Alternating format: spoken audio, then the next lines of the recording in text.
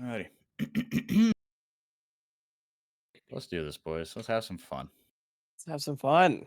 Remember, it's supposed to be fun. It's a video game. We don't do It's that here. not a video game for it's an We don't do that esport. in League It's of a Legends. way of For life. Serious He business. repeated to himself Okay. in the mirror again and again. This is athleticism. athleticism. All right. All right. Right. 3, 2, 1. What's up, everyone? Welcome to the show. My name is 4x4. I'm here with 3 other members of the official CBLOL English talent team as the season kicks off in less than a week. We've had, if you've been following any of the CBLOL, a whole lot of roster swaps, a lot of excitement heading into next split. And if you haven't been following the CBLOL, well, we hope that we can teach you a thing or two and get you hyped up for what's going to be an incredible split. I am 4x4, as I said. These 3 handsome gentlemen you see are RMC, Hawk, and Trajan. Fellas, how we doing? Happy to be here for. It feels like it's been so long since we had last had any CBLOL, and the offseason was exciting, so can't wait to get into it. Yeah, the offseason definitely was exciting. While it feels like the rest of the world is on fire, we're just ready for an exciting Chilling. split of CBLOL that seems to be relatively drama-free, which is a bit refreshing, at least for myself. But in all seriousness, though, I mean, it's gonna be so awesome getting to cover this whole split. Yeah, I had the benefit of going to MSI in person as a Hey. cursed Brit. It was just around the corner for me, so I got to witness Loud on the big stage. That was good. That was good sometimes. That was quite good. But I did have to witness some L's and some W's. But the best thing, honestly, about that was listening to the fans. That was actually the best part of the Loud presence at MSI. Was that little pocket of 40 people that was louder than a whole stadium. Hey. Yeah, and that's what I mean, and that's what a lot of people took away. I think. I mean, if you've been following, I mean, anything Brazilian, Brazil doesn't they don't half-ass anything. They don't do anything halfway in Definitely fandom. Certainly not. But yeah, MSI obviously is the most recent example of what we've gotten to see from Loud back-to-back champions, and took what I would consider the next step. Right, is who's going to be kind of the best of the rest, right, of the minor regions. Can Brazil cement itself as one of the better ones, right? Take the place of a Vietnam or a Taiwan, right? As those regions maybe start to falter. And look, even with an improved format, one series isn't going to tell you everything about the region. But contrary to what maybe CBLOL Twitter might have you believe, my opinion is that they took a step forward. They were solid enough. They took a 2-0 over DFM. This was big bad DFM that I don't think they're the same team they were when they made the group stage, a couple of years ago. But that is still a very good team with a lot of experience, a lot of pedigree. RMC, I'll start with you. Were you overall satisfied with Loud's performance at MSI? Yeah, I can't really complain. I mean, they didn't get out of the early stages, unfortunately, the playing stages. But yeah, I agree with you. I think it's pretty much what we expected. And it's growth. If you look at CBLOL 4 years ago, they were just one of those random wildcard regions. And like you mentioned, now they're going up against DFM. They managed to take that sort of title of best emerging region away from them. Now, didn't quite beat the PCS team, did get 2-0 by PSG Talon, but there was hope. And even when they went up against G2, there was hope. And to me, those are great signs for Brazil as a region. Do we have a long way to go? Yeah, but we're taking those early steps, and things have been getting better split after split. So I'm happy with what we saw. Yeah, Trajan, honestly. Oh, go ahead. Well, I was gonna say you were there. I mean, the sentiment and everyone was behind Brazil and behind Loud. Or certainly seemed like it. That might have been what was it? MSI 2017, I think it was in Rio. That's certainly what it felt like. But for you, kind of where did it go wrong? Because I think if you look at whether it was NA or EU, often you see, oh, we got this early game lead, but then it kind of hit the fan, and call it mid game macro, call it team fighting. But that seems to be a common thread. And look, you didn't win, but sometimes you just get rinsed, and Loud did not do that. Is that something to even hang your hat on? So I honestly feel like I'm maybe slightly harsher on them than RMC, definitely. I think that we maintained a level, and to be honest, as an emerging region, that is something to be happy about. DFM certainly didn't. They had like 2 good events, and I was sitting there in the audience going, if they lose this, we're done talking about DFM now. It's over. All right. We'll see you in another few years when you rebuild that roster, but Tol 2 is not it. Sorry. So I think that we did as well as we have been doing since Red kind of started this last MSI, where it was like, okay, CBLOL is actually a real threat now.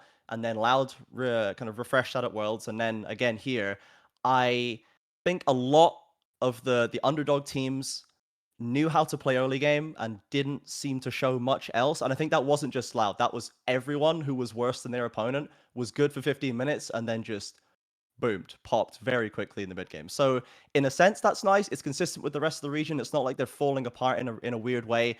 But I would like to see a little bit more, I guess, before too long. Holding our ground is good, right? It's definitely an improvement, as you say, over the last few years. But I want to see more. I'm hungry for more W's.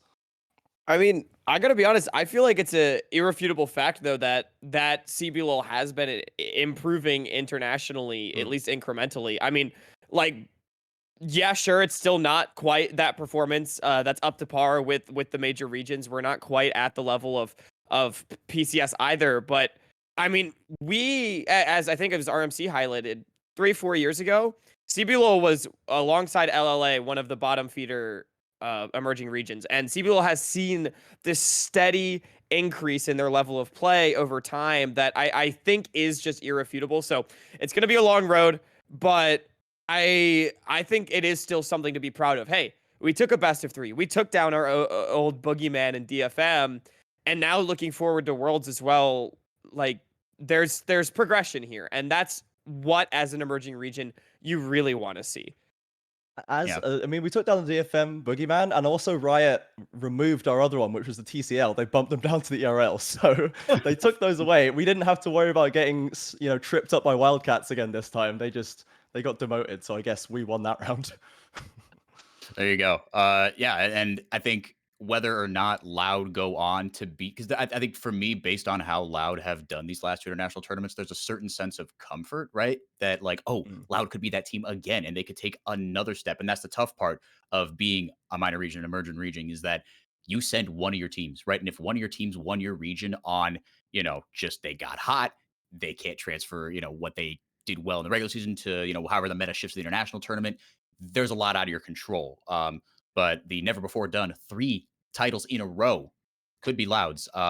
History tells us it won't be, but for other teams, and we'll get to whether we think Loud can be that. But getting to the other teams, this is the other kind of behind the scenes stuff that makes me optimistic about the future of the CBLOL. It feels like other sources. I mean, look, we cover this, this region. We are fans of it. We want it to do well, right? But other teams and other orgs that have no reason to love Brazil and its orgs seem to be taking the teams more seriously, if nothing else, right? I mean, let's start with just one, Ayu, right?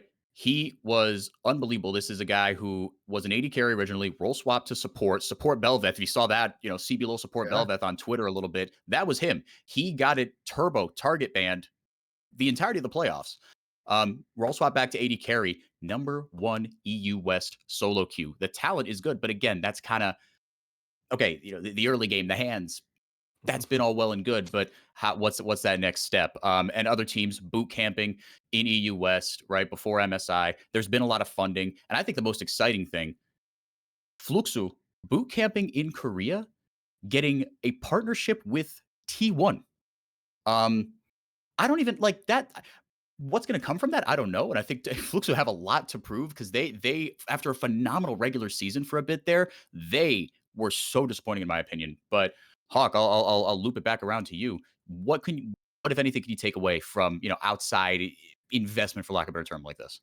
I mean, I just think it's a sign of like CBLOL as a region is taking steps, and whether or not the steps are as big or as small as we want them to be, they are still steps. IU smurfing on US solo queue, like I know that has popped up on like Reddit and stuff amongst like NA audiences, EU audiences have taken note of that. That's not just CBLOL fans getting excited, and it's this kind of stuff where I think people in general are starting to recognize CBLOL as a region that is looking to kind of make it to that next level, right? Maybe more at that PCS or VCS level for the time being. And it's really great. Like these boot camps are just another example of that, where these teams are clearly invested and want to improve, and that sort of investment hopefully will start to pay dividends pretty soon. Yeah, I think It reminds me of when C9 came to Europe for Worlds and they partnered with Dusty, which is like Iceland's #1 team, which plays in the NLC ERL. And we were Yeah. like, how has Dusty swung this one? Like, how have they gotten in the door with C9? And when I see like Fluxu T1, I'm like, okay, someone in the biz dev department's working pretty hard over there. But they are, so that's pretty crazy that they get that kind of exposure. And yeah, like the fact that we're even here is evidence that there is investment still going into this region on the org side, on the team side, on the TO side, and that's how you build a better region, right? So, I mean, I think we're pretty cool. So I think that it's all good across the board. I think that the investment's going in the right place. We'll say that, and I think that this will hopefully give us a bit more of an even region. We're already getting to the point where it's not just like red versus pain every time. You know, now there's like 4, maybe 5 teams in playoffs that can actually make runs, and that's how you get a stronger region, I think. And I That's it. do want to just jump in really, really quick to add, like, as Trajan, I think, sort of touched on, there actually is a lot of historical examples of boot camps being very, very effective practice for teams. Like, most famously, right, 2018 Fnatic scrimming Damwon before they were in the LCK is very famous. But like, obviously, we're Fluxu partnering with T1. Like, it's been shown historically that boot camping can work really well and scrimming teams outside of your region and then taking that experience back. So as Trajan and I have sort of highlighted, like, that investment is great to see. Yeah, and a big thing too is it's not just Furia and Fluxu bootcamping. Actually, the funny part was that Furia, why were they even on the EUS server? Why CBLOL are they had there? sent. Yeah, exactly. CBLOL sent the top 3 teams to EUS. So Yeah. we had Loud actually playing at MSI, but Pain and Los Grandes were actually there boot camping in EU West as well. So that's now 3 teams who are getting a lot of EU practice. Furia paid their own way with their own partnership. They've got some training camp in Malta, and that's where they were. That's why IU was playing, and IU was tearing up the solo queue there. So that's now 5 out of 10 teams for CBLOL getting international off-season practice. And to me, that's one of the reasons why I'm so excited coming into the season. I'm expecting a big level up. Like, okay, maybe not necessarily Korean tier. Like, this ain't going to be the LCK after one off-season. But there should be a marked improvement. And I want to see how that works against the teams that actually stayed in Brazil and decided to spend their off-season here practicing here. Because there are some good teams as well who didn't go boot camp internationally. I mean, Red Canids that, Trajan and Hawk mentioned, they're still here. They're still playing. And Vivo Kate Stars, I look at their roster as well, what they've put together. I'm excited for that as well. Yeah, and that'll be interesting is, okay, you get all this great offseason practice, and then your day-to-day and what you're worried about changes dramatically. I mean, with 6 playoff spots and then just 1 going to Worlds, it can be hard to take that, in Portuguese, you say the longo prazo, right? The long-term view to be looking out that far when it's like, look, practice scrimming against Owner is great. That's what FNB, he boot camped in Korea at one point. I think just by himself, right? It's like, that's great. But right now I have Guigo in front of me, and that's what I need to worry about. I can't be thinking about the tips that Owner did or didn't give me. But yeah, so moving on to the rosters, we're going to go alphabetically. I think that's the fairest way to do this. So our wonderful producer, Dia, is going to pull up the first on the alphabet, which is Fluxu. As we said, well, as I said, and I imagine the sentiment is shared, but feel free to disagree with me. Bit of a disappointment. They were Mr. Thing. Yeah. They were the hottest team in Brazil. Oh my goodness, it finally worked. Ty is having an absolute resurgence. So for those of you in video land, you can see the roster right here. For those not, from top down, they didn't change anything. Ty in the top lane, Desamis in the jungle, House in the mid lane, Brunsey, Mr. Bodgap himself, and Jojo as the support. Turtle, NA's greatest export, has retaken the helm there and on meta back as well. Fellas, to me, this is, I don't know. This team is going to be good. A lot of good names, but a lot of other teams have leveled up as well. And I'll put it this way. Before I swing into RMC, I'm glad they didn't blow it up, because if they would have blown this up, especially after all the talk they had about, like Fluxu dumped so much money into this because they're a Free Fire org. So there's one of these orgs that have, like Furia, the only reason they have a freaking boot camp in Malta is because they're CSGO pedigree, right? They are huge. They dumped a bunch of money into these 5 players. If they quit on after 1 split, I would have been very, very upset. Yeah, I know. We talk about Loud and Pain as like some of the biggest fan bases. Fluxu is a massive fan base as well. Maybe Huge. not necessarily the biggest in league, but they're growing and they've got huge fan base in other titles. And I think that's where a lot of their financial backing's coming from. I remember Split 1, when we saw this roster, we were excited. There's a lot of big names here on this team, and it was built to win. Now, Ty has been very vocal about the fact that this Fuxu roster was not expected to win Split 1. They were expected to grow. And as I look at it, okay, you had a very tumultuous Split 1. Now Split 2, you got to put up or shut up. Like, you've had time to put this roster together. They've got to come together right now. And you got that partnership with T1. You were boot camping there. Okay, I'll give you a couple of weeks. But by the end of the first round robin, this roster has to come together or it's just going to go bust. Yeah, Brunson got to sit in Gumayushi's secret lab chair out in Korea. So maybe osmotically, he picked something up there. I'm also glad they didn't blow this roster up. This is approaching one of my favorite teams, I think. Obviously, you guys all know I used to be a bit of a minors enjoyer, and sadly, I can no longer be on the CBLOL stage. But I do like this Fluxo roster a lot. I'm a big House enjoyer, and I had a lot of time for Ty after week 1 when they were like, okay, we're done with Jax. Now we're playing Kale, I we guess. don't talk about week 1 Ty. We don't talk about week 1 Ty. No. Week 1 had Liberty 2-0. It had Ty on Jax. There was a lot we don't talk about from week 1. That's that was for sure. Ty Vlad, right? If I'm not mistaken, it was not a good. It was not. I wasn't going to bring it up just in case I like fever dreamed that one, but I'm glad. It was. Yeah.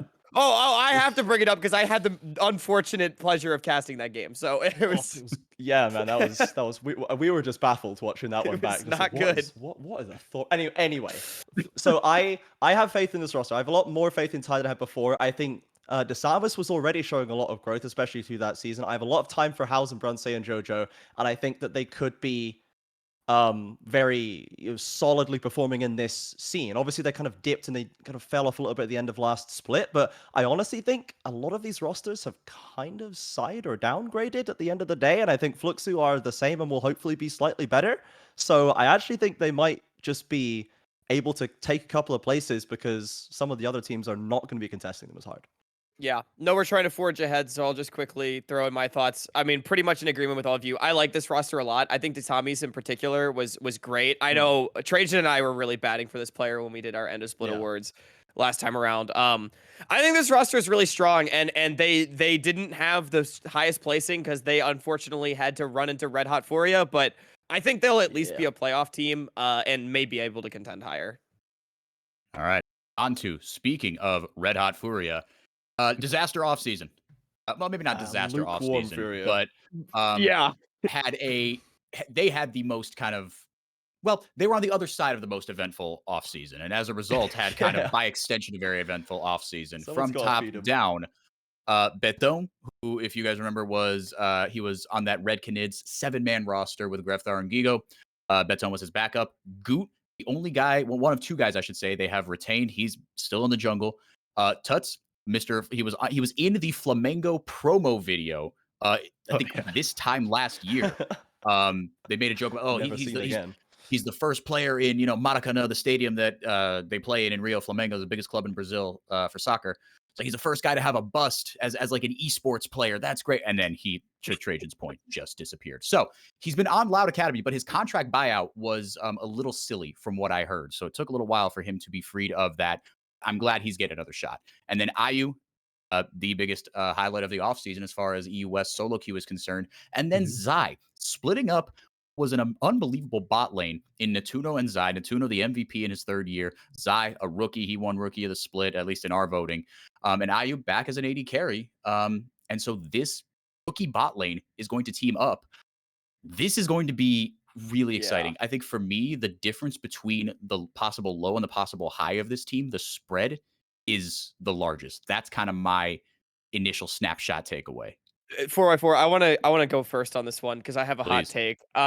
If IU lives up to the hype, Furia has landed themselves the best bot lane in the league, and that alone means that they should be good. If he doesn't live up to the hype, though, this team sucks. They're terrible. So that's the other side of the coin.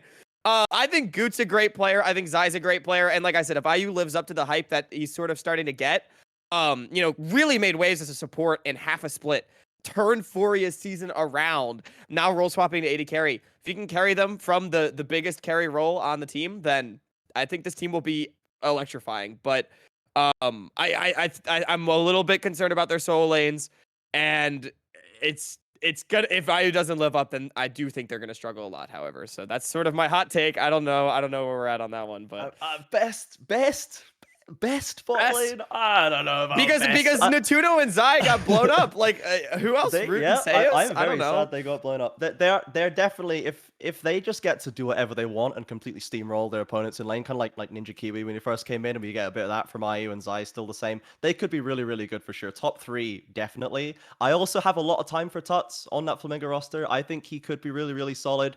But Tao, I don't know, man. We've seen him play like 2 games, and it was a bit mid. And I actually I don't know.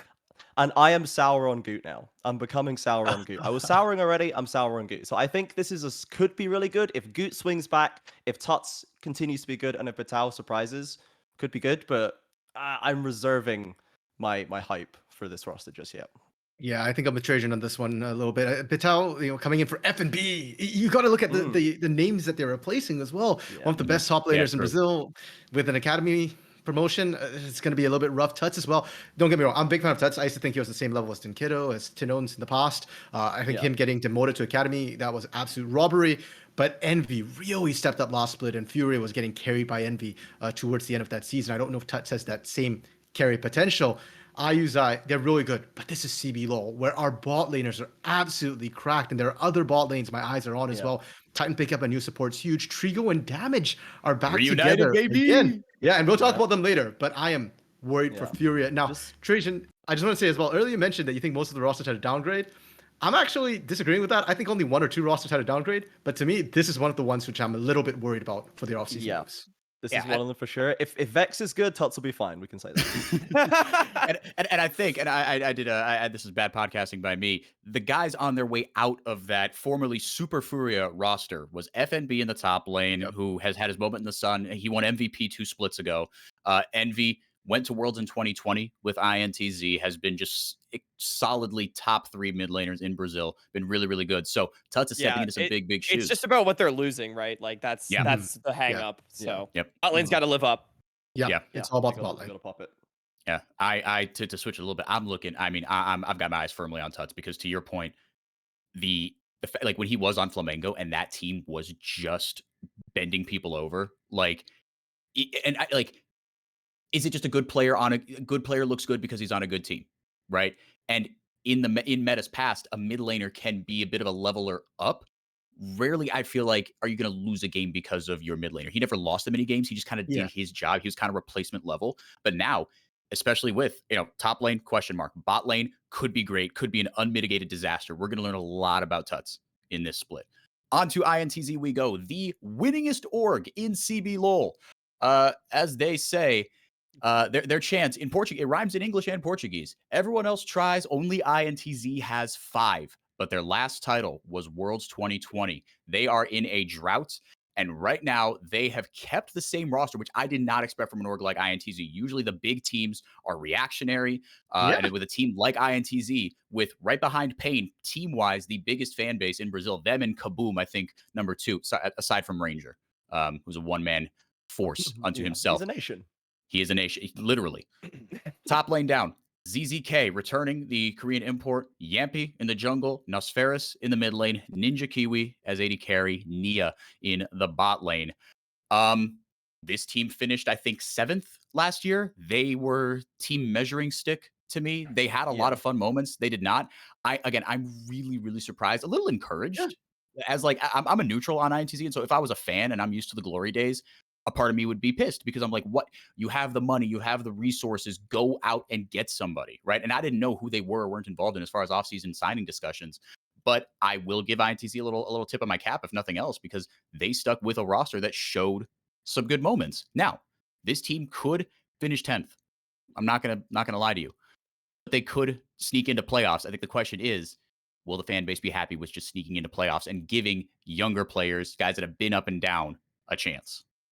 I mean, the Intrepid's not making playoff. That's already not a good sign. And the fact that they didn't change anything for it is my big issue. There's 3 teams that made no changes the offseason.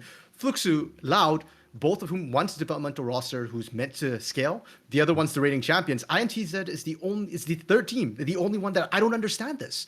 Do you expect this roster to grow is my big question to INTZ. And frankly, from what we saw in Split 1, I didn't see growth. I saw solid individual players who couldn't quite come together And frankly, the Korean imports, I think, underperformed. ZZK did not live up to the laning height, had some of the worst numbers in the top lane.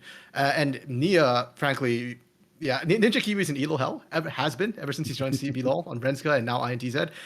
Nia feels like the shackles on Ninja Kiwi. And if there's no change for it, this is just the fans are gonna lynch the entire team if they don't improve, because this is just not okay considering the that's the first clip. We'll clip that and ship that later. Yeah.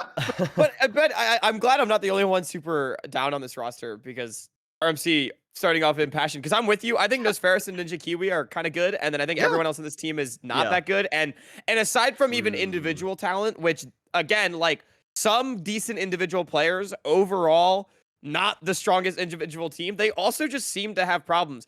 4Y, you said they had good moments, but they were all like scattered throughout like the split. I don't think there was ever a moment in the split where I thought INTZ was a real contender, and they're probably the only team where I never thought that, because even teams like Liberty started off 2-0. INTZ, they kind of just picked up some random wins across the split. A lot of them were like 15-minute bangers that they somehow drew out. Like, I was not convinced by this roster. I'm with RMC. I'm not sold. And just in defense of Yampy, I think Yampy's a good jungler. I just think he needs a team to actually coordinate with him. And I'm sure DR producer not play Nautilus jungle. Who's not going to draft a Nautilus yet? We're not there. That was I had erased that from my memory.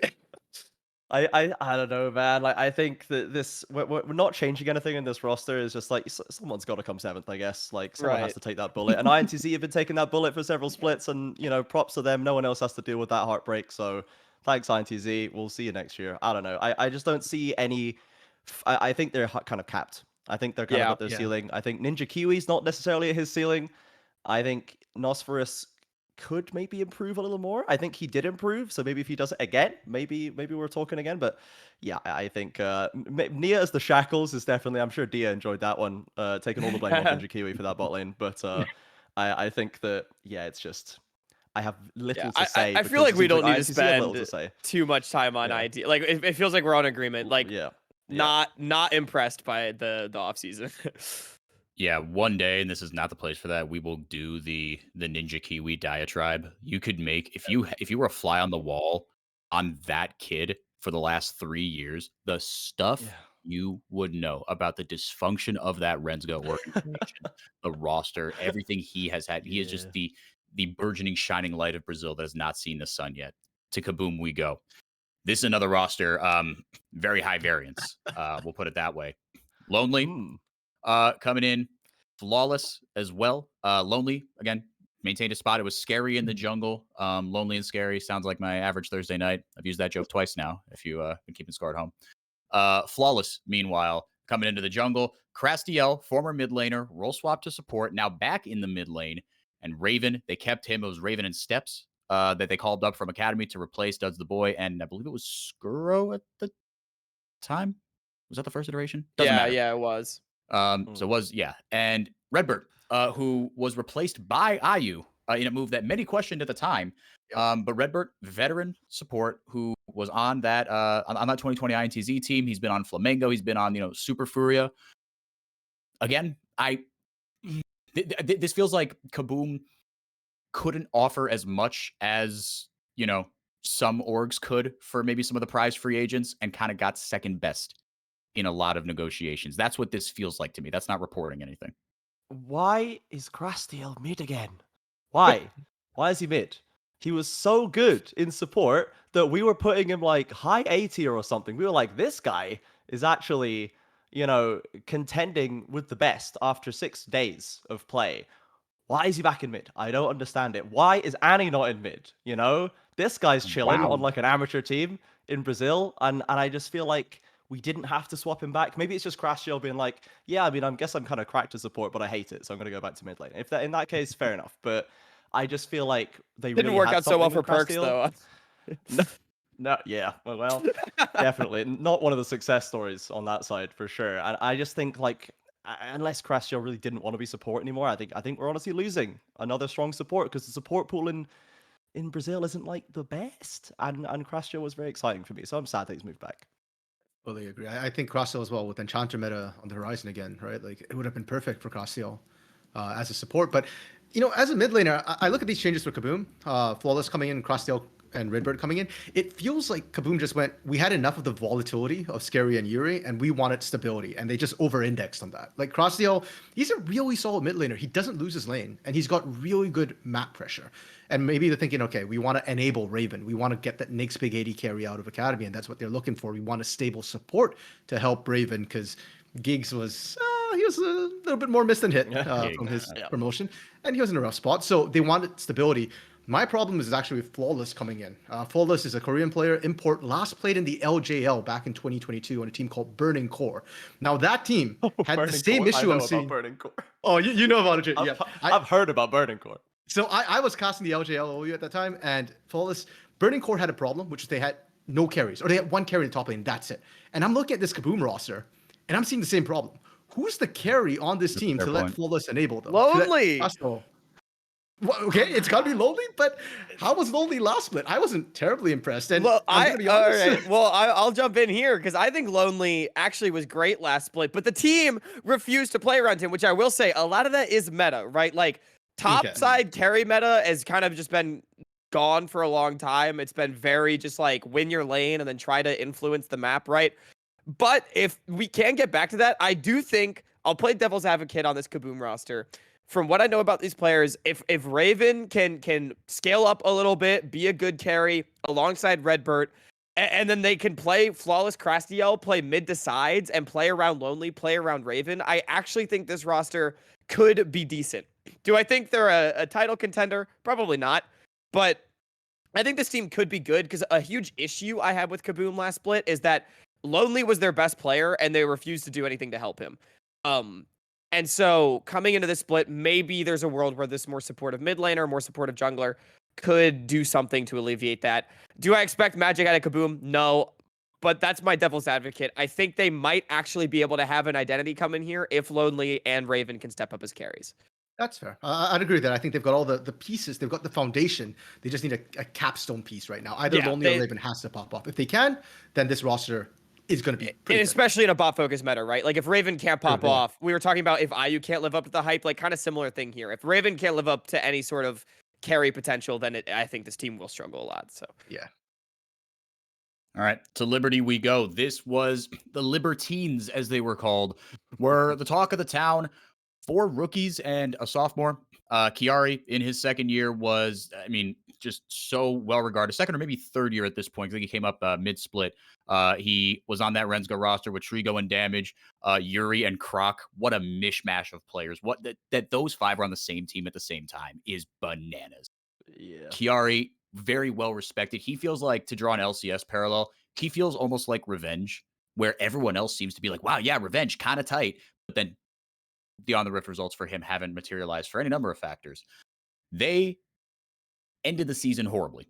They lost a bunch of games in a row. They finished dead last. But for a bit there, before they got figured out, it was a lot of fun. This was young talent. You know, Brazil with the academy system having been instituted a couple years ago. This is what you wanted to see. It didn't materialize, but they're running it back with one change in the mid lane. So Chiari in the top lane, as we said, AC, Mr. Vi, every single day himself in the jungle. Avenger, formerly the Red Canids mid laner, who was Grevthar was his backup, and then he was Grevthar's backup, and then he was their mid laner, and then now he's on Liberty.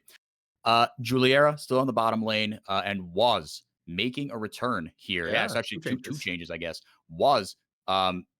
He was. I was surprised that one kind of came in at the last second. Really happy to see Waz back in the CBLOL. This team, it for sure upgraded. Piloto was bar none their weakest point. God bless him. I'm sure he'll get another shot at some point. Well, let's not get ahead of ourselves because look, all right. Here's the problem. I think you're right. They upgraded from the worst mid laner in the league to the second worst mid laner in the league last split.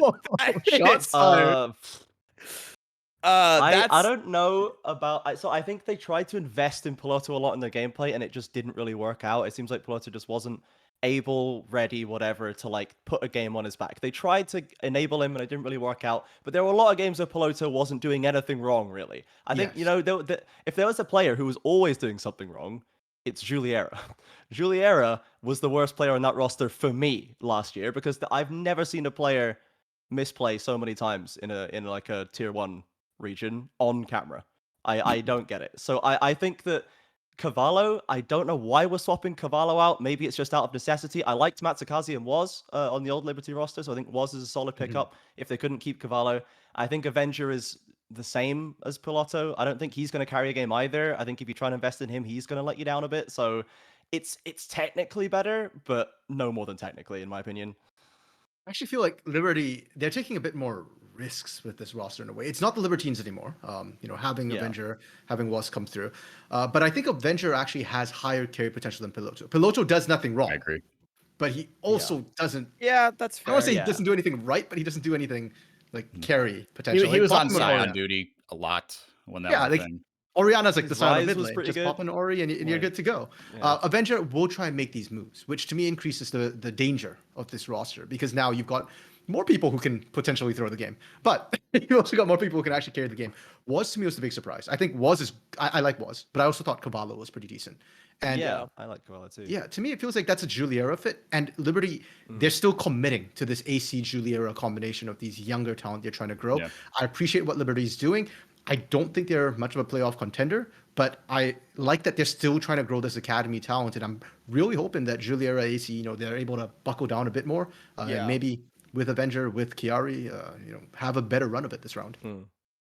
Yeah, And I was just gonna say, like, to explain my thoughts a little bit more. I know I dunked on Avenger and Piloto a little bit right there, but like my biggest thing with Liberty, as everyone sort of touched on, maybe to kind of tie it all together, is like this roster made a couple of changes, but it doesn't feel like the changes that this roster needed necessarily, or ones that are gonna be big enough. Like, it doesn't, to me at least, feel like they fixed their problems, or at least enough of them with these changes. So that's why I am still not super high on Liberty heading into this split.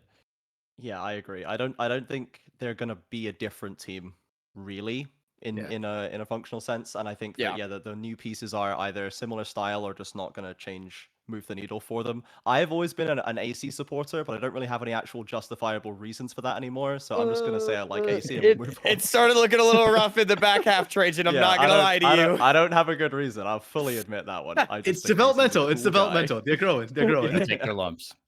His Elise was kind of nice. That's all I've got. And a team with sky high expectations, but with another but tempered for split 2. Well, again, for another team, put up or shut up, Los Grandes. Another team that came over from other titles, believe Free Fire as well. They have made some capital C changes.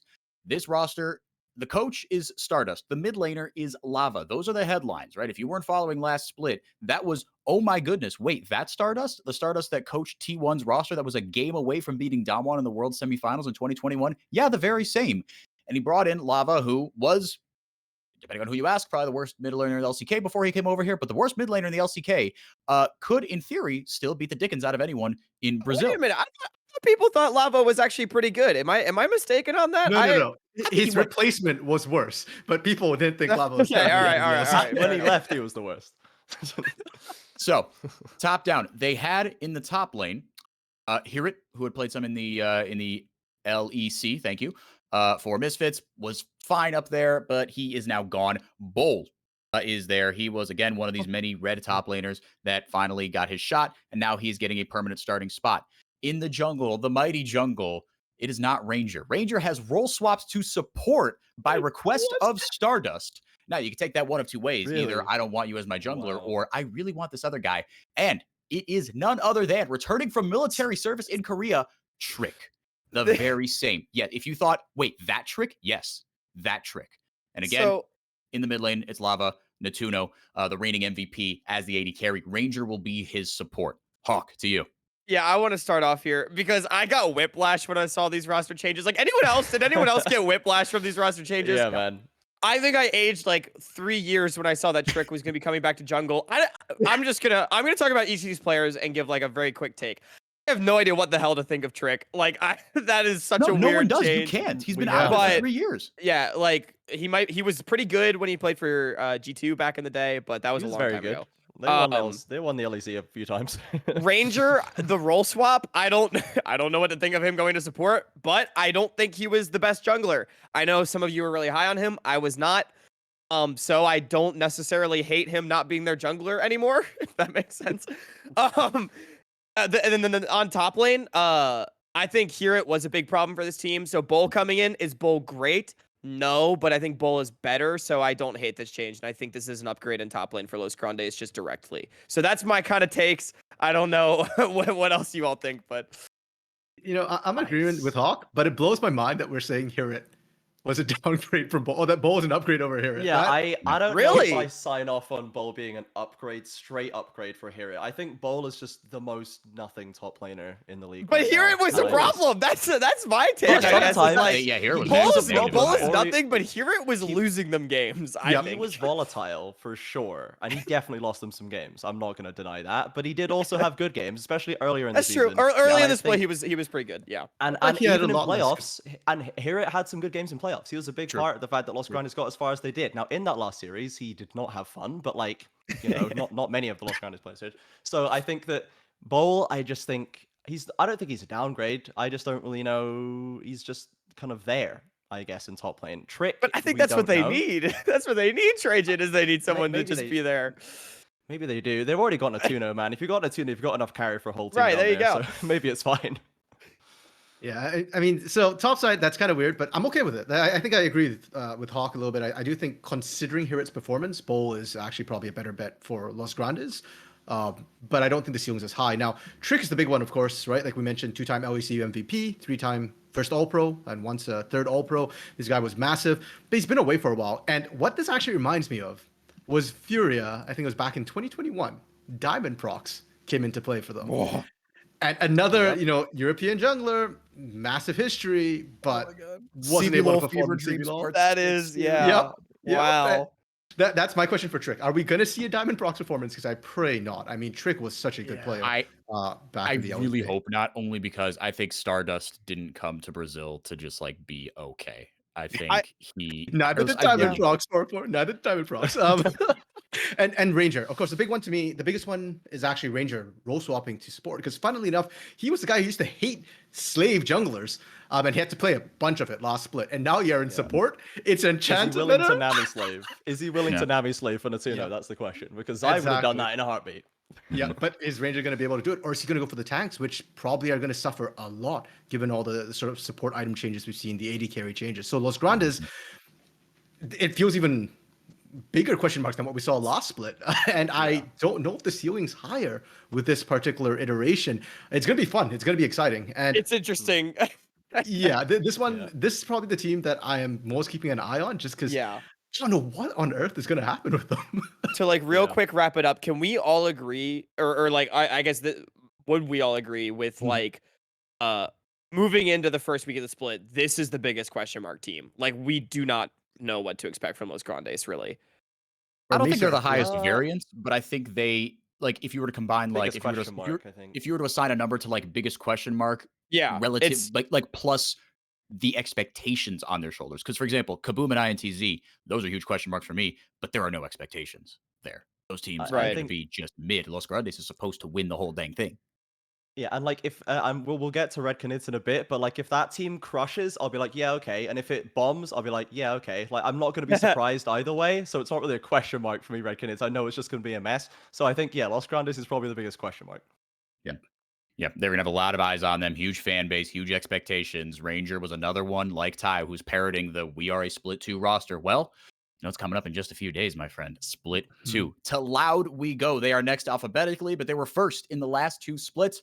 They didn't change anything. Robo, Croc, Tinones, Root, Seos, Melzi, and Shakin in the coaches' spots again. Not really much to say about this. Look, this team is going to be really stupid good. And I think, I think the only thing that you could maybe see going wrong for this team would be off the wrist stuff. Motivation. We've done it twice. No team in CBLOL, despite keeping rosters together and making minor tweaks, has ever won 3 in a row.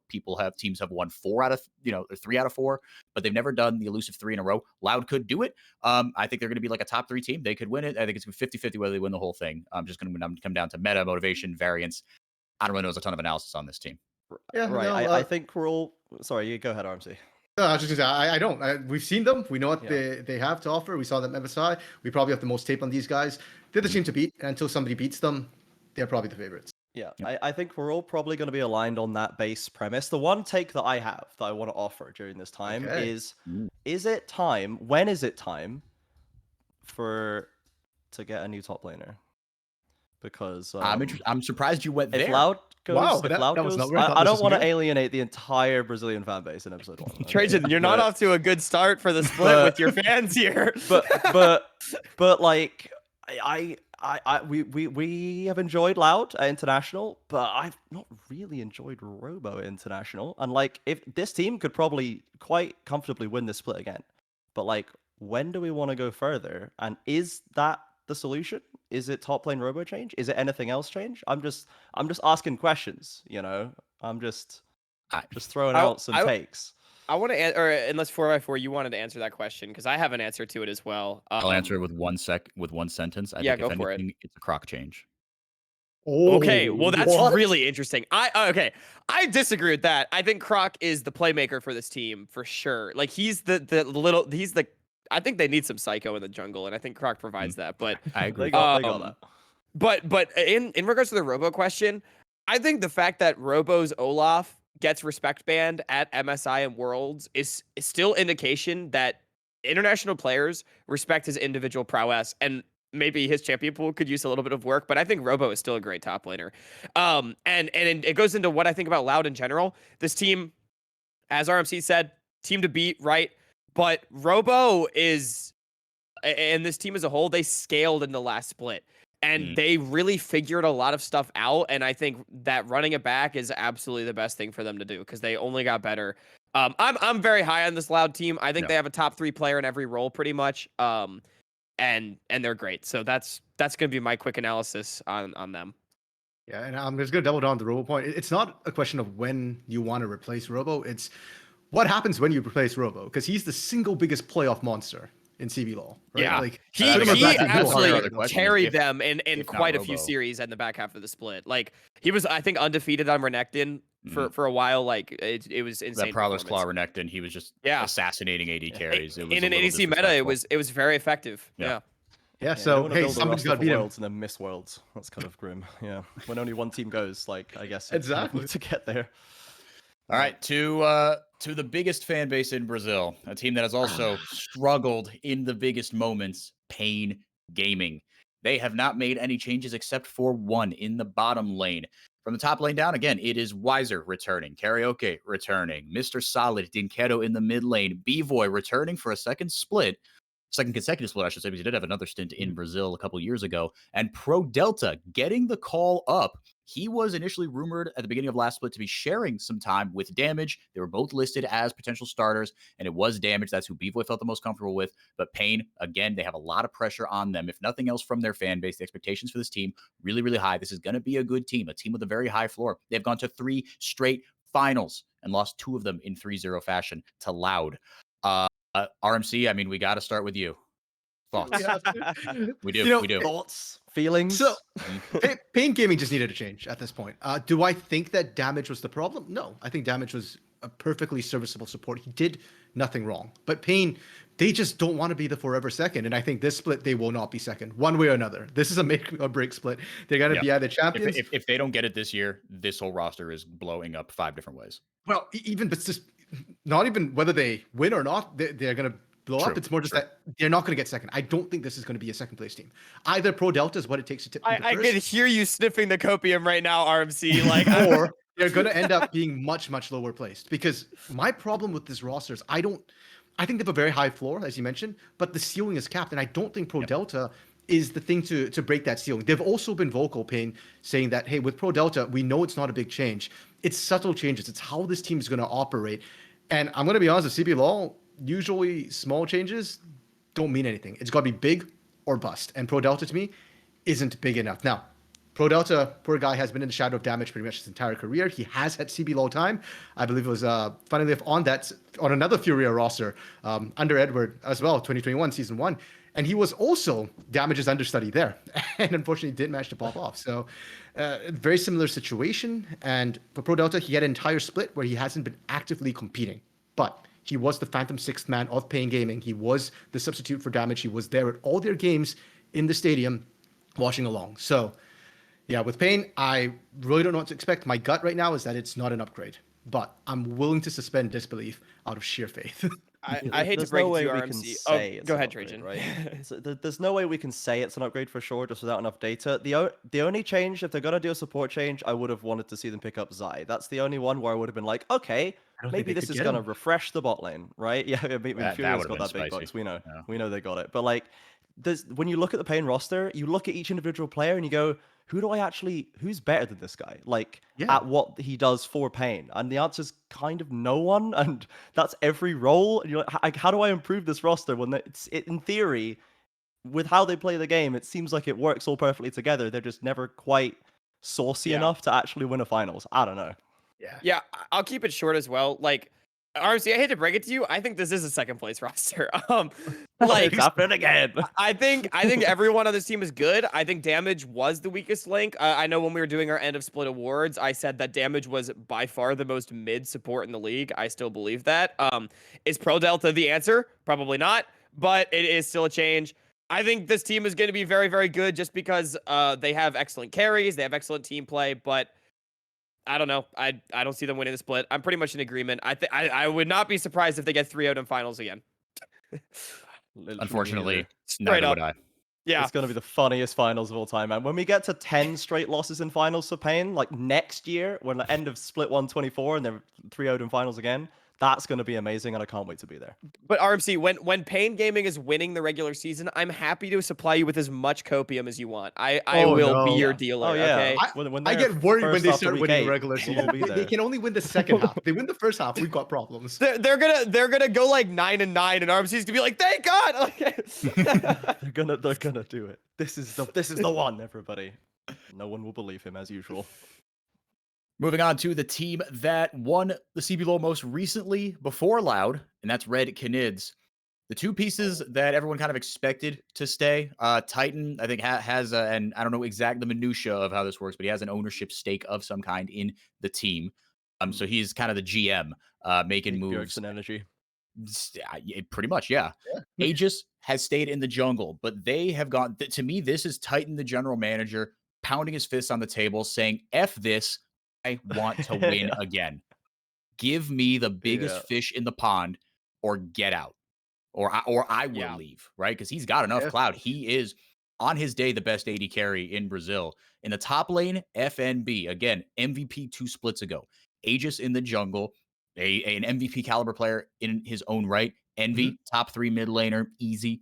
Titan, and then Frosty. They made one other roster change aside from the 2 solo lanes. Frosty, no CBLOL experience, one of the few true rookies coming up this split. Is a guy that Titan specifically requested. He has had some controversy in the past. If you want, it's on Twitter. Pain's owner has tweeted out his thoughts on that, but enough of the team has, and the important members of the team have come together and said, no, we want to roll with this roster. People change, people grow, and this is what they've got. Holy smokes. What? This is like, we're having the super team discussion all over again. Yep. It's banger time, dude. We need to save all the time to talk about this one. Like, I know FNB, I was pulling for him all in playoffs last time, and that was a rare low point for FNB in playoffs at least, and he had some sleeper moments, but dude, you can't not be excited about FNB and MV and Titan and Aegis on the same roster. Like, there's just too much banger material to go around. Well, and also, we had a lot of conversations last split about how Red was hard capped by their solo laners. They have gone and ditched the weight literal and brought opposite in direction. Yeah, I mean, this is some electrifying changes. I think these are the two biggest changes in the entire offseason, in my opinion, just because this is a star-powered roster. And if everything comes together, I think this team can contest Loud. Like, I don't think that's a hot take. Like, I just name value. This is an incredible roster. Will it all come together? Who knows? I think a Frosty pickup is interesting. Clearly, Titan did want to play with Frosty. I did, for what it's worth, think Scamber was actually pretty good. But that the solo lanes are really what I'm looking at, because Red now has a bunch of carries, and I'm excited, and I hope it comes together. But it could also crash and burn. Who knows? Yeah, and it reminds me a lot of the 2021 Season 1 roster, or Split 1 roster for Red Canids, when Gigo was dominating his lane in the top side. Yeah. When Grepthar surprisingly had swapped from playing things like Galio and Map Pressure to just straight up winning lane and crushing everyone.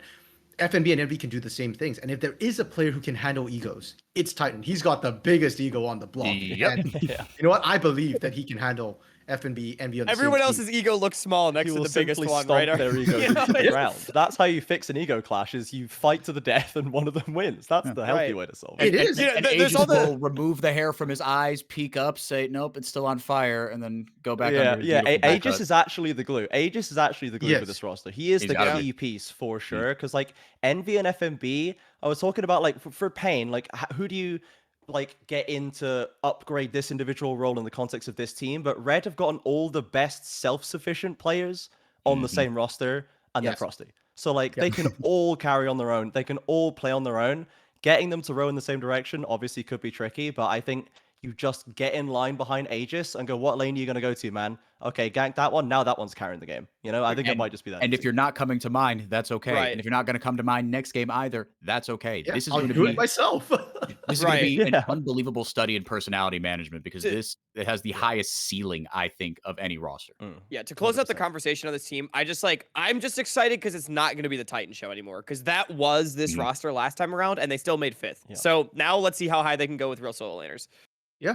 And I will say as well, with the ego thing, we do have to talk a little bit about Frosty because we say that this guy's coming out of nowhere. He's not even really had academy time because he had some controversy. And because of that, like academy teams were a bit leery of picking him up. And specifically, the controversy, the issue was with FNB in solo queue a couple of years back. And now they're on the same roster together. So not only is it a bunch of really big egos, and hey, deservedly so for their skill, but I'm wondering we're going to start seeing conflict between, Frosty and FNB, how well this team can really mesh together. There's a really high skill ceiling. Red has done it before. But if anything, tensions are running higher than ever on this squad, and I'm excited to see exactly how they channel that energy because I do think this is the strongest Red have looked in recent years, and that's keeping in mind they've won back-to-back championships in the last 2 years. Kalek is Yep. playing on hard mode this year for sure. He is going Yeah. coach Yeah. CBLOL impossible challenge. And that is another fascinating point that we don't have time to dig into here, but to give again a little CBLOL background here, that Vorax team that lost to Pain in 2021, that was a team. They used to be Vorax, now they are Liberty. It's the same thing. They were called FNB and the Super Minions because it was FNB and just dragging that team by the skin of its teeth to the finals. They lost to Pain. Kalek was that team. He's a guy that's notorious for being playing controlled. Right, like we are playing Europe. As I think the way it goes in Brazil is they say like they're playing soccer on a field, but FNB wanted to play street soccer, right? Yeah. And Kalek plays very high floor. That like Matsukaze, Crastiel, right? You think high floor, stable, 6th, 7th place players. Yeah. That's literally what it was. And so Kalek, moving from Vivocade, which is going to be our last team we talk about, they were criticized as being team weak side. So he went from there to here. And also joining him is Nelson. Yes, that Nelson. That is going to be, they have a lot of pedigree coming into this roster. This is make or break. I think, again, I don't think it's quite like Pain, where regardless of the outcome, they split up. I think if they win, they might do something to try to run it back next year. But if they lose, I could see even Aegis or Titan leaving because this is worlds or bust for this roster. Going to be so much fun. Last one, Vivo Cade Stars made their triumphant return to CBLOL last year and signed a bunch of really exciting players. I think that this was a roster that last split, everyone was, they nicknamed them Team Weak Side because, well, that's kind of what it felt like. Guigo, Grell, Revthar, Trigo and Damage reunited in the bottom lane, and then Vaughn and Hypno taking up their coaching duties. Grell was the story of the middle of the split because this team was horrible. This team was so bad. Yeah. Grell came in, and Hawk, you talked about Croc as kind of the chaos factor in the jungle. Grell filled a similar role. He said, no, believe in yourself. There's my favorite story. He speaks Portuguese. He's Mexican, but he speaks Portuguese. And he had played in Brazil before, actually, before he won LLA with Asurus last year. But he comes in first scrim, right? And this is what you saw in the beginning of the split for them. Grell, like Guigo especially, but Grevthar as well, they'd be getting solo kills in their lanes, but they couldn't do anything with them. And in the first scrim, the same thing kind of happened. And Grell kind of like looks left, looks right, sitting between two solo laners. He goes, what the series of expletives? You guys are bleeping good. Why are you guys 1-7? And so I don't know if it's like power of friendship, he made them believe in themselves. And this team looked markedly better. They didn't look like contenders, but they did beat Los Grandes. I'm really excited about this team man, these guys are going to be the party crashers. I've got a take. I think this team is Pain Gaming light now. That's a take. With Actually, with kind the of true. changes that they've made, Kind of base. because I think they have pretty good players in every role, but they're not amazing anywhere. And I honestly, I think this team will be pretty good. That's really my take. Like, I think Trigo is a good ADC. I've already said my piece about damage. Guigo, I think is actually very good. Grevthar, pretty solid. Like, across the board, they have good players. Hopefully, they're able to mesh. I think this team will be a good team. Pain Gaming light. I think by gaming light is actually very accurate, legitimately. I think that they kind of feel like old heads in a way, and a lot of them are kind of old heads. And then there's Grell, but it's like they feel like the adults in the room in a way that Pain also do.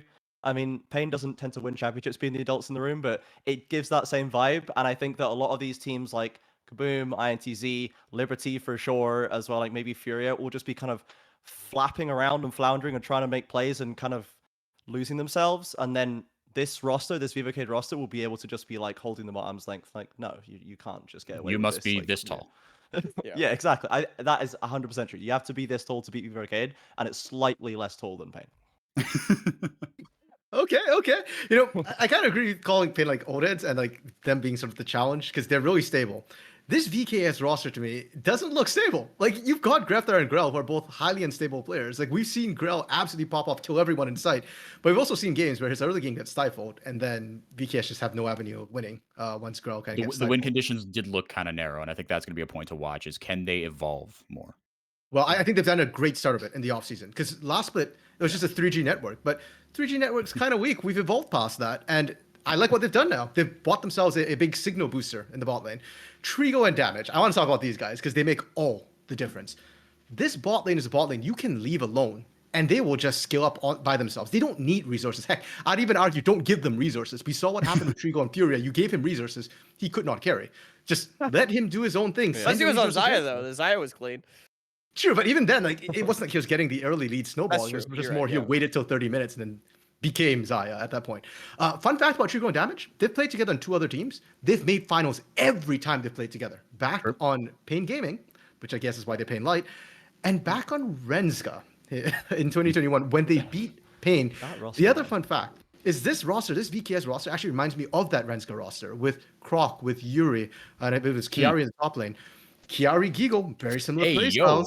If we're talking chaos in the jungle, the only person more chaotic and bigger carry than Croc is Grell. And Grevthar, okay, he ain't Yuri. I'll give him that. But sometimes he is. And even if he's not, your bot lane's still really, really stable. You've still got the pop-off players. So while Los Grandes has my curiosity, VKS has my attention. And I think this team, if it gels together right, might actually be a top 2 team. Yeah, they've got big redemption story vibes. I think they're going to be a neutral's favorite. And again, Cade Stars was an org that made Worlds once way back in the day. They were a CBLOL stalwart, and then when franchising came around, they dropped out, but they came back at this split. And the joke there with the 3G network, Guigo, Grell, and Grevthar up on the top side, and their spot. So the team is Cade Stars. Vivo is the sponsor. That's a telecom provider in Brazil. So there you go. All right. Let's move it along to the tier list because we've kind of given our thoughts. Let's do the clickbait content, boys. Let's rank the teams. Now we have here our lovely producer Dia is going to put up the tier list along with our faces. Ba-bam! Gosh, he's so good at producing and handsome and talented. Very correct. So the tiers that we have, I believe, are there we go. Finalists, playoff contenders, teams solidly mid, the RIP tier, and the content tier. So again, let's just go what the heck, left to right, make Dia's job easier. Pain Gaming. Again, we're gonna try to do quick hits, run up on time here. Pain Gaming. If they're eternal second place, they have to be finalists, right? RMC, I'm sorry. I think they're finalists here. I know you don't want to hear this, but I mean they are, right? Like they have to be. They're gonna win it. They're not gonna win it, but they're finalists here. They're just not gonna win. It's just like never gonna happen. When you have made 3 consecutive finals, you can't not be finalist here, right? If Pain Gaming wins, you all can clip this. Like I don't care. They're finalist here, and they're not top of finalist tier. Like if Red Canids manages to like nuke out Loud in like losers finals somehow, and then Pain are in winner's side, and then they get to play against Red, who could just show up on the day and be clowns, maybe, Mhm. right? But I think that I don't hate that take. Yeah, I I can think see that.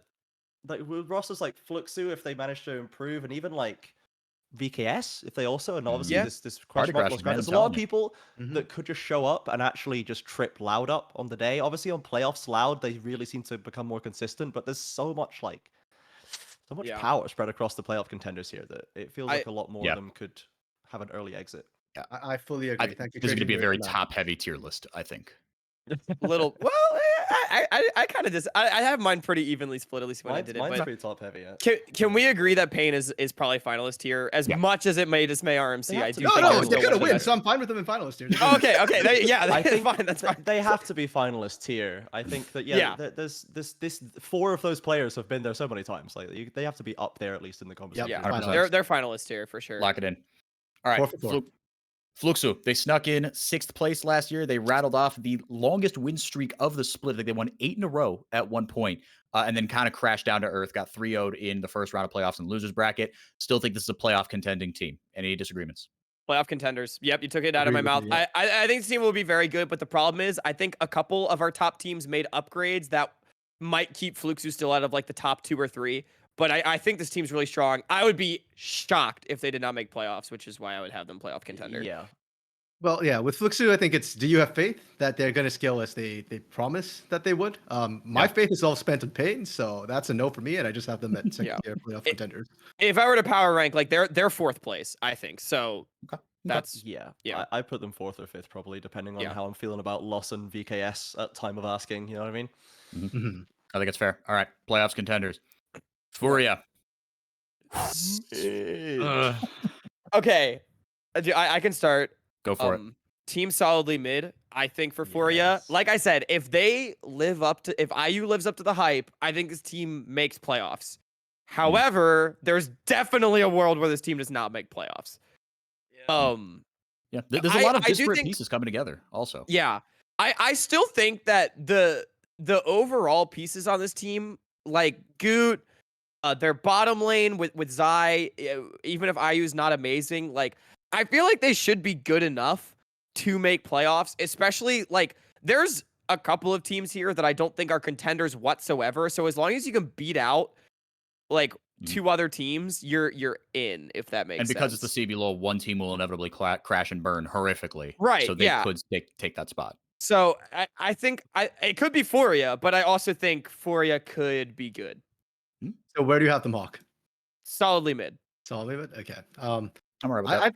I think Furia is a very bottom-heavy team, so I kind of had them in the bottom tier of CBLOL, hashtag CBLOL, Yeah. content Brazil. But okay, memes aside, I have them team solidly mid as well. I think there's just too many question marks on their top side.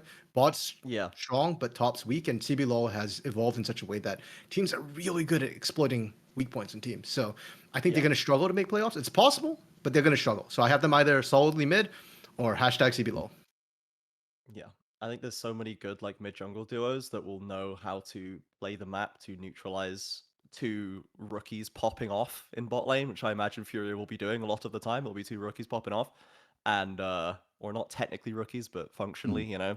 But I just don't think that's enough. I think Ninja Kiwi showed us it's not enough to just pop off in bot lane, and I just don't have enough faith in the rest of them. So yeah. And I don't think they're content tier because I think there's other teams that are content tier, so they're mid. I think the bot lane weirdly is going to be content, but not like because we don't know what's going on, but because it's going to be Because we're gonna get really Belveth hype. AD carry all the Trajan. time. That's There it is. Yeah, I'm Yes, waiting look for at that that, Senna Belveth bot lane. The classic Belveth Nami combo that we've all been cooking up, but you know, we'll let them test that out. All right, into solidly mid we go. INTZ, another team that I kind of feel similarly about, but I think we are a little more negative on the ceiling of them. I'm fine to put them in RIP tier. Unfortunately, I don't expect anything from this bunch. I would be happy to be proven wrong. If this team pops off and succeeds and the individuals can become more than some of their parts, I think it'd be a great story. I just don't think it's going to happen. Yeah. I have them as the gatekeeper team, so I had them under solidly mid, but at the bottom of solidly mid. You know, like the same. they're not a bad team. Like we saw in Split 1, like they win games. Basically, if you're not as good or you have performed poorly, they'll beat you. this team I could think finish last. I think it comes down to whether or not you think INTZ is closer to Furia or Liberty is really like how you would tier this, because Yeah. I personally had INTZ in RIP tier because I just don't think this team makes playoffs. I think Furia Yeah. could make playoffs, which is why they get in a solidly mid. And just compared to the rest of the teams here, I think INTZ is what I would expect to be our 9th place team. I could see an argument for you saying, well, I think Liberty is going to be substantially worse, so INTZ is not that bad. And maybe I'm being too hard on Liberty. I don't know. So maybe that they get into mid on that precedent, but I don't know. I just think as far as like compared to the rest of the CBLOL and placing wise, I do think this team's RIP tier because I don't think they're a contender. Yeah. If Liberty couldn't beat this INT roster last year, I don't really think they're going to beat them this year. Like even in individual games, like I say, I don't think the Liberty roster is functionally a very different team, and the INT roster is the same roster. So I would maybe have put them at like top of RIP tier just because I think that there's no chance of them hitting playoffs. But I do kind of want to put them noticeably above Liberty because I just don't think Right. Liberty is in its own If- special hell. If that's the So- take, then I'm fine with INTZ bottom of mid. If we think that Yeah. Liberty is just the lone rippers, Yeah. and we could put them there. I don't know. RMC in at 4x4. Do you have thoughts on that? Top of RIP or bottom of Team Solidly Mid. I'm fine with Yeah. either of those. They're on that line. Yeah, let's put them in rip for now, but we can readjust as we All right, go. yeah. Moving it along here, Kaboom. Content. They're content. Come Yeah. on. Crastiel roll swap, and then you import like an LGL player. Like that is already we're getting content here. I have them in RIP because to me, a content team needs to have something that stands out or is going to be exciting. I'm looking at this roster, and what I'm worried about is no carry. They're just not going to do anything, heal over or die. So I have them in the RIP tier. Teal I think over you're die. underestimating Raven and Lonely a little bit. Honestly, maybe I'm coping, but I think Raven and Lonely could be pretty good, and by extension, I think that they actually could be decent. Do I think they'll contend with like Loud and Pain? No, but No. I think Raven looked good on Callista, but we're moving into like hyper skilling meta, and I'm just worried that Raven's not going to make it to the Well, end. okay. Here's my No one's question, playing Zion RMC. Do you think Kaboom is better or worse than INTZ? I think they're worse. Because I would rate them better, but that I guess that's the Whoa. question though. Depends on how Yeah. you rank them. Yeah, Exactly. And I think they could be better. I think the only thing Yeah. INTZ have going for them is that they've played a split together. I think this team could just take time to gel. I think Kaboom could end up being better than INTZ, but again, this just feels like a roster that was just thrown together Yeah. for me. And it feels like to me the difference for me for Kaboom and INTZ is that INTZ, they've got strong individual players.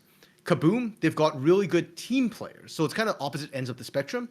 And my issue is that I don't know how quickly Kaboom can integrate. And if they don't have that carry, it doesn't matter how smoothly you have macro. If you don't have standout players, and INTZ is just going to win lane, win game over them. That's the way I'm thinking. And again, I'm looking to be proven wrong by Lonely and Raven. If they can stand up, I agree with you, Hawk. They're above INTZ. But I've got them fairly similar. And I've seen INTZ. I know what they bring to the table, and that's why I rank them a little bit higher than the unknown that Kaboom is. Trajan sitting there stewing. I feel like you have thoughts on this. I'm in the tank matter. right now. Yeah, I'm just looking at Crastiel in mid, and I'm just angry about it. Honestly, I think that's mainly why I'm here. Like, Man, Trajan's a he's been- Crastiel hater. No, Well, but I'm you were a Crastiel huge, mid- you were a truther for him at support, so maybe that's I'm a why. Crastiel mid hater. I think Right. I've watched him play Oriana, and I was like, how do you lose lane that hard in Oriana, bro? Like this pick is so safe. But so I would have loved it if he just stayed support on Vivo Key. I would have been like, hell yeah, put him with Trigo. This roster's even just putting Trigo in there and keeping Crastiel support. Like this is really good. Not that I'm against Trigo damage, obviously, as RMC they have the proven history, but I think that I want to put it below INTZ just out of spite for Crastiel role swapping, and I think that Nosferus is better than him. I think Ninja Kiwi is better than Raven, and I think the rest of them are just whatever. Maybe I'm underselling Redbird here after he got kind of unceremoniously dropped from Yeah. the CBLOL starting roster last time, but I don't know if he solves the problem enough. So I kind of want to just slot him in wherever below INTZ is. I think Okay. let's put them in rip tier. All Okay, right, that's for now. fine. Liberty. Just put him in rip. I we mean, talked just- about just this, yeah, right? yeah. Like they're Put him in rip. just Yeah, throw him rip. in the bottom. Move They're it along. 6 don't have- under. Like genuinely, It's not even content anymore. It's just bad.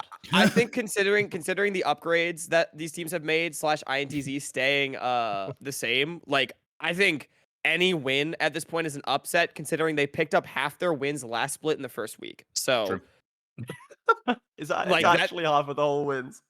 Yeah, they were So capital B sad. bad down the Yeah. stretch. So sad. so it's gonna be rough. That's All right. The On to Loud we developmental go. team, guys. guys. I think Loud is ripped here. No, I'm kidding. Loud are finalists. And yep, that's the end of Yes. that discussion. Yes, All right, let's they're- go. yeah, they're top yeah, of finalists. yeah. Put them above Pain though. No, yeah, no, we gotta keep put them Pain, above keep Pain. All right. I'm fine to put Los Grandes in finalist here. Look, they were one. They were Really? They were one game away from the finals last year. That is Worse crazy. now. And they're They were That one is game away from the finals. crazy. I think think they're they're worse. finalists. Oh, I I think we think put they 4x4 content here right now. That is a hot take. Honestly, I'm don't here think so. for it. But Put 4x4 in content here. Right, just get a picture of them up and then put them in there. 4x4 and Los Grandes in content tier, They because can I be- do think they this could team's be in there content together. tier. They're best friends. Yeah. Wait. It doesn't mean they're bad. Could be Yeah. finalists, and I think I am hotter on them. I think Ranger is going to do great in support. Honestly, there are people who don't love Ranger. I like him. I think he has had some rough situations in the past. I know he's a controversial player because when it looks bad with Ranger, it looks really bad. But I still think he has a lot to give. I think he, as a shot caller and just a puppet master, could be really good. I think I'm going to take like Stardust calling for him to go to support. You could take that one of two ways. One is I think there's a jungler better than you, and I just kind of need to shove you somewhere. I need to keep you so I can piss off the fans. Or it's no, I trust you to be the glue for this team in the support position. I trust you to be able to be good enough to keep Natuno at the level he was at in an 80 carry meta. I am going to take that other view. I'm going to give him the benefit of the doubt. I think this team is going to make a lot of noise. Are they as good as Los and Pain? Do I feel as confident about them? Absolutely not. I feel better about Los Grandes than Fluxu. That is a hot take. Well, you know what? I'm here for it because I've also had some hot villain takes on this podcast. I'm gonna respectfully disagree. I think this team could be very good. I should say that. Like, they could be very good. But bringing Trick out of like essentially retirement into CBLOL and Fair. then role swapping Ranger to support, to me, is nothing but content tier. Like, this team is interesting. And I think they're if Kaboom's not there, I think this is our lone content tier team. Yeah, I think it's the best argument for content tier team. I think that you have got Natuno, you're just gonna win games sometimes because you've got Natuno, and I think that like they already had Zai. Maybe they keep Ranger so that they have like a native English speaking shot calling voice, because I feel like you had Zai and he was a rookie, right? Like he was a good rookie, but surely Ranger costs more than Zai does if we're looking at like a financial standpoint. 1000%. And like Trick, maybe he wants to pick up Trick, and then you could just keep Zai, and I think that would still be a really sick bot lane. But maybe they wanted like a stronger voice, a more experienced voice that's native like Brazilian. I don't know. So I would vote for content tier, honestly. If I had to just like average it out, I'd put them in playoffs contender. I would personally put them below Fluxu, but I'm definitely over biased on Fluxu. I'm aware of that. So that's Fully in that's agreement my, there. I think they're a good shout for content tier, because why is Ranger in support? RMC. And why is Trick here? Like, in general. if they're going to sink or swim on Trick, I will grant that. I think Yes. probably. That is true. I think Trick is Natuno a can huge drag player to Ranger through watch, bot but- lane. Honestly, I think Natuno just 1v2s and Ranger's like, hello, it's me. Okay, here's what I'll say though. In regards to this team, you talked about Zai. I have no idea what to expect from Ranger as a support. I think it could be good, but what I will say, Zai was a brilliant laning support, and he was a huge reason why in lane this 2v2 was dominant. Natuno, beastly late game carry, and good in lane too. But I don't want to discount Zai's ability in that lane and contributing to why they were the most dominant 2v2. So that will be my piece there. But Remember in Zai regards to Fresh? this roster, So good. content tier. Yeah. RMC, All right. thoughts? What's your definition of content here? Because I like, is it a team that we're not sure where they're gonna land, or is it They're you gonna be expecting so drama? goofy to watch. Like It they is have going to be made. spectacularly entertaining one way or the other. We called them the question mark earlier, right? Like I feel like that is the definition of content tier. Not the question mark in terms of performance, but the question mark in terms of like what the hell did they do this offseason? Like Like, it's not bad, it's not good, it's just they did something. They've done You a know what I whole mean? bunch Like, of stuff. yeah, Okay, it's because I think they made some of the roster changes of all time. You know what I mean? Like, yeah. like when I look at this Los Grandes team, I don't really see them as like a for fun team or a mean team by any means. Like I Yeah. actually think they're taking this incredibly seriously with the Korean imports that they're making, and even dropping Kirit of all people to pick up Trick, another big name import, Korean import. They're pretty serious about this. I do think they're gonna try super hard, and that's why like, I'm hesitating to put them content tier because I don't think there's a team where we're looking and saying haha. I think it's going to be like either incredibly tragic because they're spending big money and imports, or they're just going to smash it. Now, the big question I think is I'm waffling between above or below Fluxo. I think they're going to be solidly playoff contenders, but That's where I would put them I if there's no yeah. mandate to have a content team and we had to put Yeah. them in this, I would put them in playoffs contenders. I'd put them below. Yeah. I know at least a couple you put them above. And I'd kind of I'm be fine team with either. below as well, but it's in below as I well. think I've been outvoted. Put him below Fluxu.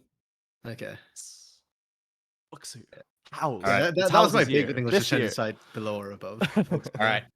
Red Canids, are they finalists or are they playoff contenders? Because I think their ceiling is finalists, but this is a lot of unknowns. And if, I think they- we are finalists, baby. If we're Yeah. talking content, though, this is the content team because look at those players, and if you think about the players who are going to stand up and yell at another player in the match, Titan. Envy, it's going to be these FMB. 5, 100%. Yeah, I'm going to And, enjoy like- watching FMB and Envy getting a fist fight over who gets to play Jace. That's what I yeah. like I oh, go ahead. No, I was just gonna say that to me, this is the content team. Like just to watch to see what they're gonna do. Here's the thing about Red, though. I mean, I know there's some strong personalities on this team. They totally could all hate each other and crash and burn or whatever. But I think this team, just looking at name value, I don't think we can put them anywhere other than finalists because I think even if they do hate each other, they're good enough individually to be third place. Worst. That might be a hot take. Like, and that doesn't mean that like they will 100% get there, but I just think this team is so good, and I think it is doing a disservice. Like I think we can sit here and meme about how this team has strong personalities, but when we're really sitting here looking at this roster, this is stacked from top to bottom. And we were saying last split that the problem for Red Canids was their solo laners. Avenger and Bold, they didn't live up to our expectations, and Titan and Aegis were trying to carry so hard. They've made the changes that we wanted. So based on that, I don't see how they're not finalists personally. Okay, with finalists. Especially if we're taking it like where they will finish the split. Yes. Like off air we were talking, it is more that rather than what are they going to do week 1, because this could take a while to gel. But yeah, Hawk, I think you nailed it. Let's you know. And I'm jokes fine with aside, putting this them team is below really freaking Pain good. for Yeah. variance. They can go third for variance, right? But they could win. And I think that needs to be made clear. And I think the fact that I think they could win means that they go in this tier, because I don't think anyone below finalist tier has a reasonable shot of winning at this point. Like, if I'm to power rank the teams, I think that the top 3 teams could win. I don't think the other ones will. That's fair. And I then- think my biggest hesitation right now for this red roster is simply that I don't think any of the CBLOL super teams have ever won. No.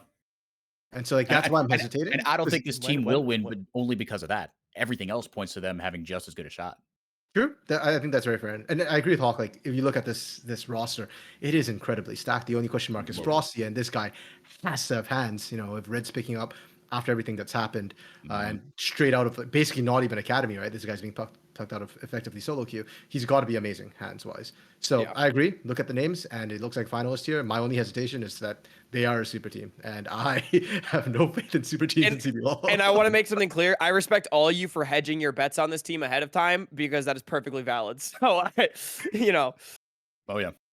you're washing your hands. I'm willing to take the fall of Red Sox. No. You see, I don't know how to hedge my bets. I'm a Pain supporter. I'm all in or nothing. I just really don't think Red's going to be there standing at the end of it. But yeah, I see where you're coming from. So yeah, I think either top playoff contender or bottom of finalist for me. Fair All enough. right. I'm cool with that. Last but not least, Vivo Cade Stars. I will just Playoffs. I think playoff That's my contenders, and I would vibe. put them below Fluxo and Los Grandes, maybe between Fluxo and Los Grandes, but I would put them at like mid bottom of playoff contenders. Oh, I am high on VKS this roster right now. I Yeah, actually put them have them above both. above Red Caneds. Whoa, Yep. that is Trigo damage also a buff, hot though. take. You damage playoff love buff. Trigo and damage. I do does. love Trigo and damage, and I feel like the putting Trigo and damage in is an even bigger upgrade than picking out FNB and Envy. Not like individually micro wise, but just because of how the team's going to operate. Vivo Cage Stars feels like this team already has a plan, exactly how they're going to do it. Like, throw your resources top, leave Trigo and damage alone. There's not going to be any resource allocation issues. Everything should be running perfectly smoothly. Everybody has the experience they need and knows their role.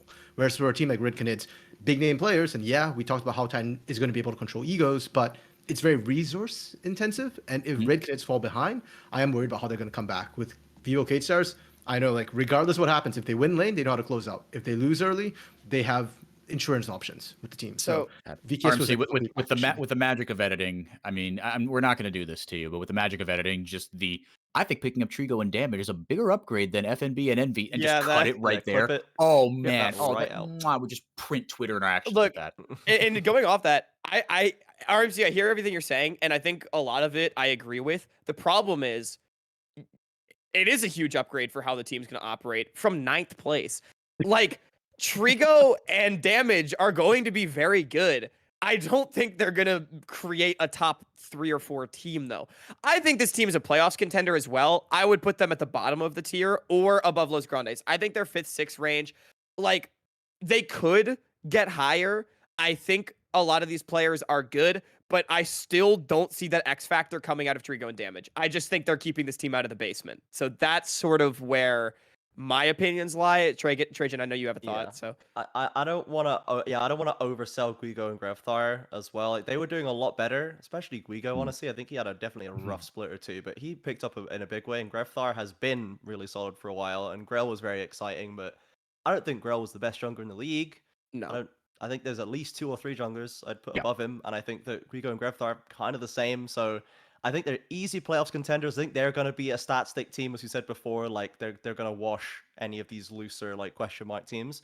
Mhm. But I'd maybe still put them below Los Grandes. I'm not sure. As I say, like, I'm a Fluxo enjoyer, so I put them above. I think they've got enough power to steamroll over solo lanes, but it's between them and Los Grandes for that spot, honestly, for me. I don't know which way around to put them right now. That's where I'm thinking. Personally, I'm fine with putting them below Los Grandes. I'm fine with that too. Considering I wanted Los Grandes in finalists here, that should come as a surprise to nobody. Yeah. That's right. I just don't see Vivo Cade, like, and I'm willing to be wrong. I don't see them surprising anyone. I just see them being consistently solid throughout the split, and there's nothing wrong with that.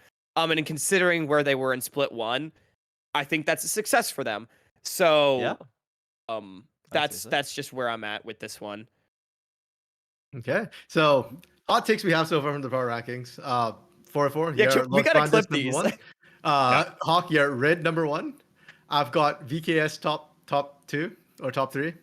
Well, hang on. I never said red would be number 1. I said they could be. There's a huge difference there. I've had some villain takes. That I don't think was one of the hot takes of the stream. Okay, Yeah. so you're saying red top 3, Hawk, then. Red top 3. Okay, red top 3. Trajan, I'm willing to. Yeah. what's your crazy take? Have we heard one from Trajan so far? Well, I think my team takes, I think, are pretty based, but I think my craziest take was maybe it's time to replace Robo. I think that's probably enough. Yes, craziness that for one. this podcast. Blast that on a Brazilian Twitter, please. Trajan will get, like, executed for that. Yeah, It'd be if very we wanna funny for put the rest of content us. out account. 5 days a week, we've got that's it. We've got 5 days worth of content. People right will there. surely watch the English broadcast after that. No, we gotta spice it up. So Trajan saying loud, not number 1. Got it. Okay. All right, so to wrap it up for those in audio land, that was Loud, Pain, and Los Grandes in the finalist tier. Next tier. Whoa. Wait, no. Whoa, Los Grandes. Los Freudian Grandes. slip. Freudian He slip. tried to sneak it. He tried to sneak it in there. I tried, yeah. still coping. Nice try. Taking my host privileges. No.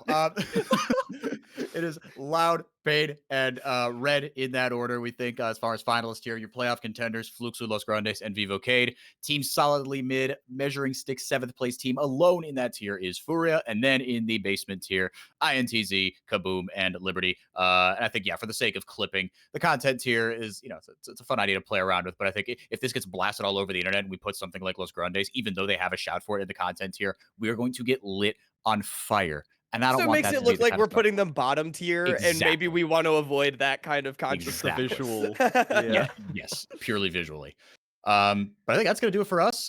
Fellas, the season starts just so soon. I am unbelievably excited. The meta, I think, is I'm not stoked for it because I think it's just kind of an extension of what we've been seeing, but I'm really curious to see how these teams adapt. These players, there's going to be a lot of storylines, a lot of make or break arcs for teams, players like guys like Tuts, Avengers. There are a lot of great storylines to follow individually and across the league, the orgs, the teams, the coaches, etc. And we are overjoyed and really privileged and just honored to be able to bring these to you. We love this region for exactly what it is. It is a content factory and it is a storyline machine. This league is enthralling to follow. At least we think so, and we hope that we can convince you guys to take that same tune. So, for everyone that has participated in the podcast, for everyone on the CBLOL English team, administrators for taking a chance on us, for everybody, all our other casters, RMC, Trajan, and Hawk, you guys have been phenomenal to be with as always. We will see you fellas on the Rift. I've been 4x4. Have a great rest of your day.